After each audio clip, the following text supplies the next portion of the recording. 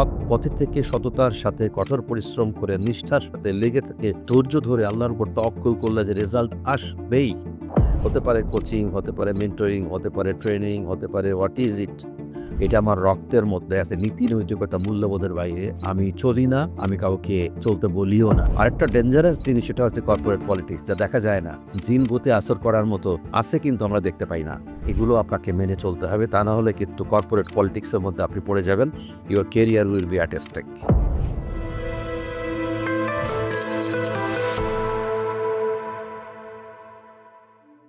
আপনার আমার কোনো প্রফেশন না, এটা আমার একটা প্যাশন। আমি আগেরও ২-৪টা ভিডিওতে বলেছি, আমি লং 33 ইয়ার্সের কর্পোরেট জার্নি শেষ করেছি ফ্রম দ্য টপ পজিশন। একজন মানুষের ব্যক্তিগত জীবনে যে জায়গায় পৌঁছার কথা সেখানে পৌঁছে সেখান থেকে আমি চলে আসছি।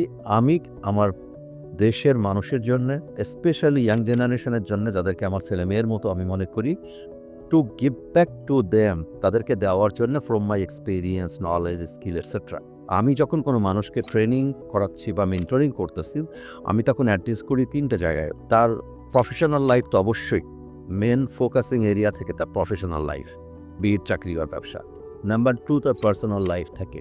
Generally nobody touches the personal life, আমি সেই পার্সোনাল লাইফটাকে ইনক্লুড করে নিয়ে আসি, কারণ অ্যালাইন না করলে কখনোই হবে না। অ্যান্ড ফাইনালি স্পিরিচুয়াল লাইফ, সে যে রিলিজিয়নেরই হোক না কেন, প্রতিটা মানুষের মধ্যে তার একটা আধ্যাত্মিক জগৎ আছে, তার অন্তর জগৎ আছে, তার অন্তর লোক আছে, তার মানস লোক আছে, তার চৈতন্যের গভীরের একটা জগৎ আছে, সুপ্ত জগৎ আছে, সেটাকে টাচ করতে হবে। এই 3টা এরিয়াতে একটা মানুষের টাচ করি আমি, এটা নাম্বার 1। নাম্বার 2, এই যে ফার্স্ট লাইফ এখন আমাদের এবং ম্যাটেরিয়ালিস্টিক ওয়ার্ল্ড অথবা কনজুমারিজমের ওয়ার্ল্ড, যেটা এইখানে জব অ্যান্ড পার্সোনাল লাইফ বা ফ্যামিলি লাইফ, এটার ব্যালেন্স ইজ ভেরি ডিফিকাল্ট। আমি আমার এই মেন্টরিং বা ট্রেনিংয়ের সময়ে আমি জব অ্যান্ড লাইফের যে ব্যালেন্স, এই ব্যালেন্সটাকে অ্যাড্রেস করি, কিছু গাইডলাইনে নিয়ে আসি। আমি প্রতিটা মানুষের ফিনান্সিয়াল লাইফকে অর্গানাইজ করতে হেল্প করি। থ্রুআউট মাই হোল লাইফ আমি এটা করি যে আমার জুনিয়র কলিগদেরকে আমি ঘর সাজাইয়ে দিয়েছি।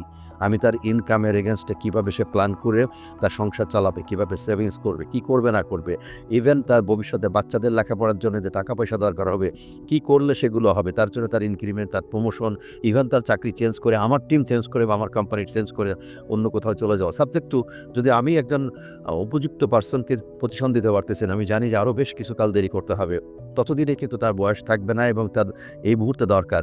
এমন ঘটনাও আমার জীবনে ঘটেছে। সেই কলিগরা এখনও আছে মার্কেটে, তাদের সঙ্গে আমার এখনও কথা হয়, আমরা হাসি, মজা লাগে আমার কাছে। আমি চেষ্টা করি আমার জুনিয়র কলিগদের এই ফিনান্সিয়াল লাইফটাকে কীভাবে ম্যানেজ করবে, যেটাকে বলা হয় ফিনান্সিয়াল ম্যানেজমেন্ট, এটাকে আমি হোক সে মেন্টরিং, হোক সে ট্রেনিংয়ে, আমি এটাকে অ্যাড্রেস করে নিয়ে চলে আসি। আরেকটা ডেঞ্জারাস জিনিস সেটা হচ্ছে কর্পোরেট পলিটিক্স, যা দেখা যায় না। জিন ভূতে আসর করার মতো আছে কিন্তু আমরা দেখতে পাই না। প্রতিটা মানুষকেই তার মেন্টরিংয়ের সময়ে আমি তাকে তার অর্গানাইজেশন সম্পর্কে কিছুটা ধারণা তো আমি নিয়ে থাকি। নেওয়ার কারণে আমি তাকে অ্যাভারেজ একটা কথা বলে দিয়ে রাখি বা অ্যাভারেজ কতগুলো গাইডলাইন দিয়ে রাখি যে এগুলো আপনাকে মেনে চলতে হবে, তা না হলে কিন্তু কর্পোরেট পলিটিক্সের মধ্যে আপনি পড়ে যাবেন। Your career will be at stake. এটা গেল নাম্বার 4। অ্যান্ড নাম্বার 5, আমার ইচ অ্যান্ড এভরি স্টেটমেন্ট, আবারও বলবো, হতে পারে কোচিং, হতে পারে মেন্টরিং, হতে পারে ট্রেনিং, হতে পারে হোয়াট ইজ ইট, যে কোনো স্কিল ট্রেন আপ হোক না কেন, যে কোনো ইন্টারাকশন হোক না কেন, কেউ যখন আমার কাছে কেউ আসেন, আমি এথিক্স, মোরালিটি অ্যান্ড ভ্যালুজ, যেটাকে বাংলায় নীতি নৈতিকতা মূল্যবোধ বলি, এটার বাইরে আমি কোনো কথা বলতে পারি না। এটা আমার ইনবিল্ট হয়ে আছে, এটা আমার রক্তের মধ্যে আছে। নীতি নৈতিকতা মূল্যবোধের বাইরে আমি চলি না, আমি কাউকে চলতে বলিও না, কারণ এটা যে মানুষকে পে করে আমি আমার সারাটা জীবনে বুঝেছি। সৎ পথে থেকে সততার সাথে কঠোর পরিশ্রম করে নিষ্ঠার সাথে লেগে থেকে ধৈর্য ধরে আল্লাহর উপর তাওয়াক্কুল করলে যে রেজাল্ট আসবেই। সাবজেক্ট টু একজনই পারে আমাকে নিরাশ করতে, সে হচ্ছে আল্লাহ যদি মনে করেন যে না, তার দুনিয়াতে এটা দিলে ক্ষতি হবে, এই জন্য আল্লাহ দিবে না, আদারওয়াইজ সাকসেস আসবেই। বাট আমার কথা হচ্ছে নীতি নৈতিকতা মূল্যবোধ, এটার বাইরে আমি কোনো কথা বলি না। আমার বলতে গেলে যে এন্টায়ার অ্যাম্বিয়েন্সের মধ্যে এটা বিল্ট ইন হয়ে আছে। সো এই যে 5টা জিনিস আমি কনক্লুশনে আবার সাম আপ করে ফেলি। একটা হচ্ছে তার পার্সোনাল লাইফ, তার প্রফেশনাল লাইফ, তার স্পিরিচুয়াল লাইফ, এই এরিয়াটা আমি অ্যাড্রেস করি। জব লাইফ যে ব্যালেন্স, সেটাকে আমি অ্যাড্রেস করি। তার ফিনান্সিয়াল ম্যানেজমেন্টকে আমি অ্যাড্রেস করি। কর্পোরেট পলিটিক্সকে আমি অ্যাড্রেস করি, এথিক্স মোরালিটি অ্যান্ড ভ্যালুসকে অ্যাড্রেস করি। আর শুরুতে যেটা বলেছিলাম যে এটা আমার পেশা, এটা করতে আমার আনন্দ পাই আমি। আমার মনে হয় যে I am living some legacy for the people. আমি এটা প্রফেশন হিসেবে না যে এখান থেকে টাকা উপার্জন করে নিয়ে বাজারে যেয়ে বাজার থেকে বাজার করে বাড়ি ভাড়া দেবো, বাচ্চাদের টিউশন ফি দেবো না। আলহামদুলিল্লাহ আল্লাহ তাআলা আমাকে সেই সুযোগটা করে দিয়েছেন।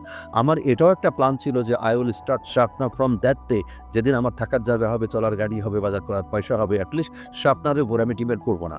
এটা দীর্ঘ ২ যুগেরও বেশি বা ৩ যুগ ধরে প্ল্যান করে তারপরে শার্পনার করা। দ্যাট ইজ এই আজকের সময়ে শার্পনার।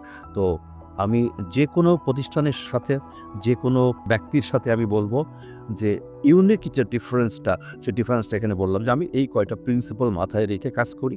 সো যারা মনে করেন যে তাদের এই এরিয়াগুলো ফোকাস দরকার, গাইডলাইন দরকার, my door is open, you can come. If nobody comes, it is immaterial to me. তাতে আমার সুবিধা, আমি বসে বই পড়তে পারবো। আমার এই অফিসেও আমি বই রেখে দিয়েছি, বই পড়ি, বাসায় গেলে বই পড়বো, এটাই আমার লাইফ। যখন কেউ আসে আমি মনে করি যে আল্লাহ তাআলা কোনো একজনকে আমার কাছে পাঠাইছেন, আমি ওসিলা হয়ে তার জীবনে কিছু পরিবর্তনের জন্য ক্যাটালিস্ট হিসেবে হয়তো রোল প্লে করতে পারি। This is all about for today. Thank you.